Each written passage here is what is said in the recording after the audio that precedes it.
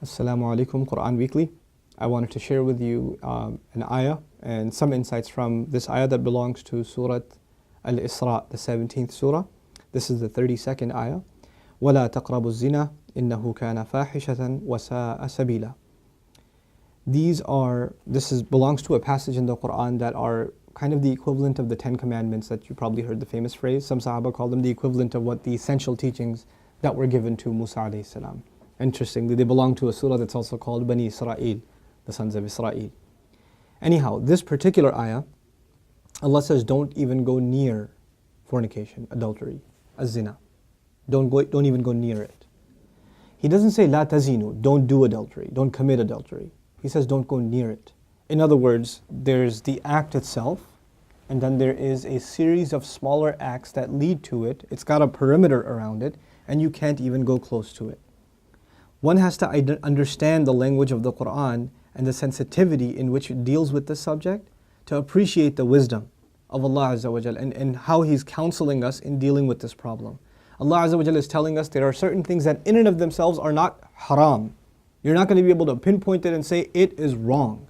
But when you get involved in it, you're going to get sucked into a gravitational field, and it'll pull you in slowly and surely, little by little by little, and eventually it'll get you. Eventually it'll come at you. You know, one of the things we learn about shaitan that is remarkable to me is that he's extremely patient. He won't get you one shot. He'll come at you and he will put a little bit and a little bit and a little bit and a little bit until he destroys your character. He won't come and make you do the wrong thing right away. You know? Even in the story of Adam alayhi salam and Hawa, inshallah one day we'll do that story and some of the wisdoms from that story in the Quran. The way he approached them in Surah Al-A'raf is really interesting. He was relentless. It wasn't just one time. Like we assume that he just came and said, hey, tree, doesn't it look good? And he was gone. No. He was extremely relentless. And he kept at it and he kept at it and he kept at it and he built this idea in them until they would think it's their idea. You know? And when people start listening to shaitan, this is the same surah, Allah Azza wa Jalla says, Inna ibadi laysa laka alayhim sultan. My slaves, you're not going to have any authority over them. In other words, people who really submit to Allah, He will not have authority over them. But others, الشَّيْطَانُ يَعِدُكُمُ الْفَقْرَ وَيَأْمُرُكُمْ بِالْفَحْشَاءِ Surah Al-Baqarah. He will command you to do shamelessness. In other words, when you listen to him a little bit, you've granted him a little bit of power. When you listen to him a little more, you've granted him a little more power. And if you keep on listening to him, he gets to the point where he can command you. You will find yourself, I can't even help myself, Brother Nouman. I can't even help myself. I don't even know. I don't know how to turn the computer off. I don't know what makes me do that every night. I don't know what makes me do this or that. I don't know what makes me go there. Go into that chat session, you know. Go and log into that, horrific website. Go watch that filth. Why do I end up doing that? Why can't I lower my eyes when I'm in an elevator? When I'm walking down the street? I can't even help myself. I don't know what to do. That's when you know shaitan's got a pretty good hold on you.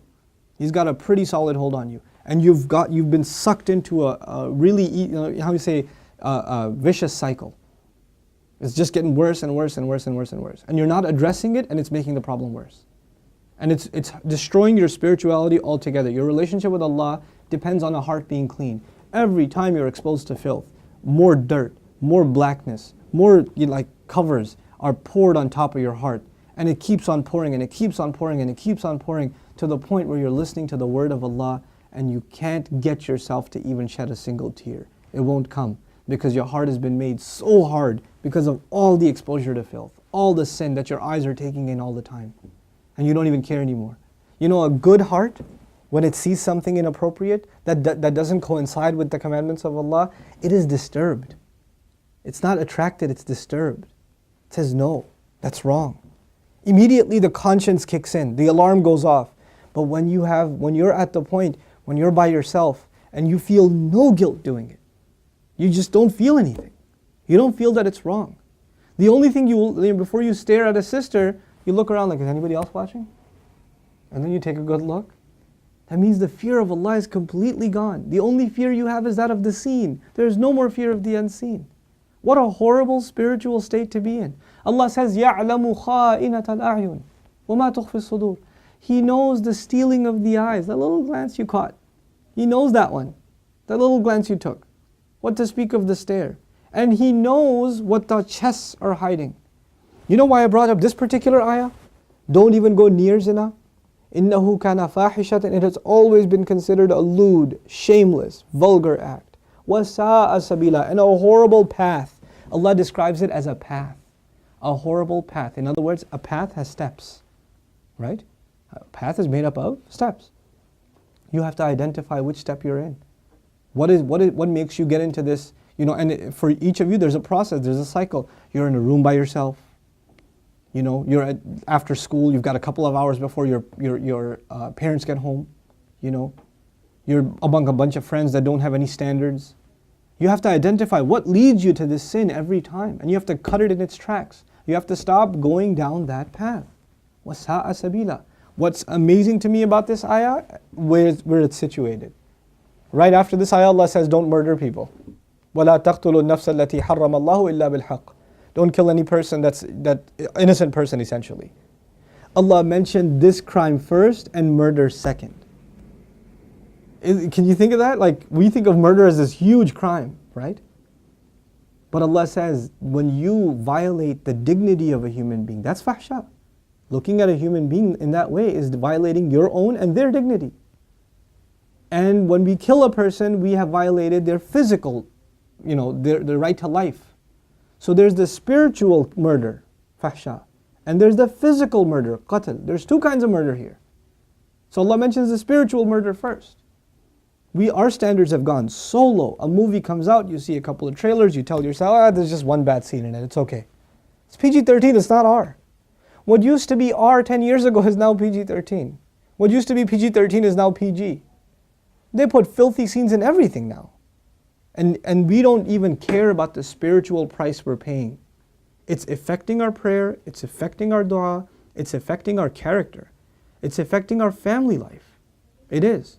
And we don't care. We just think, hey, that's life, bro, come on, live in the times. It's alright.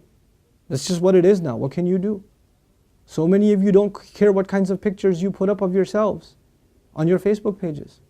I stopped going on Facebook for a reason. I don't say that Facebook is haram or whatever, but for me personally, I couldn't do it anymore. I just couldn't do it.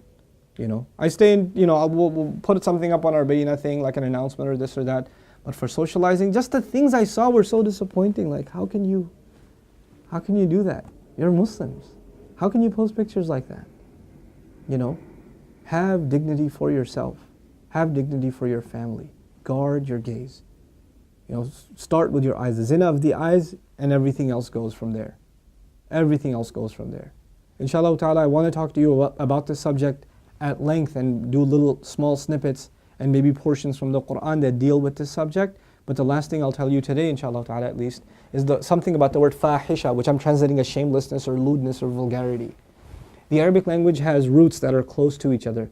Wahish and fahish. Wahish actually means wild animal.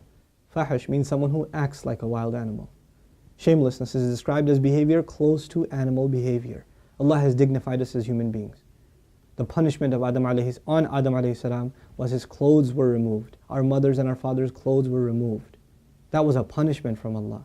And immediately they recognized that they need to cover themselves. They didn't learn to cover themselves from a society. It wasn't society that taught them to be shameless. Nowadays your anthropology professor will tell you, it's society that makes us dress in clothes.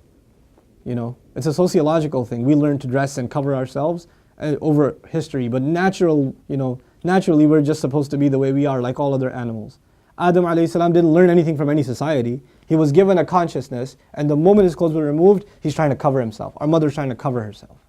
We are supposed to be a people that guard ourselves with covering, and we dignify others by not looking at them. Even if they don't have dignity for themselves, we should have dignity for them and not look. Because they are in the end a creation of Allah. Even if they're a disappointing creation of Allah, they are a creation of Allah. And we have more respect for ourselves and for humanity in general to not look at it as animals look at other animals. May Allah Azza wa Jal make us spiritually healthy and alleviate us from this growing and ever increasing spiritual problem, and that is of not being able to lower our eyes. And may Allah not allow us to be in company and in situations and involved in activities that lead us more and more towards this horrible, horrible path. May Allah Azza wa Jal clean our way or ease our way to a purer and healthier spiritual life. Barakallahu li wa lakum. Wassalamu alaikum, Quran Weekly. Assalamu alaikum, Quran Weekly. The Prophet ﷺ told us, "Ad-dallu ala al-khayr kafa'ilihi." The one who points to something good gets the same reward as the one who did the good itself. Do me a favor and do all of yourselves a favor and share in the goodness if you benefited from these talks and these videos. Make it a point to share them with friends and family and get the word out. This is such an awesome project. I really, really appreciate the effort Quran Weekly folks have made. And I pray that Allah blesses them even more and brings even more and more good from them.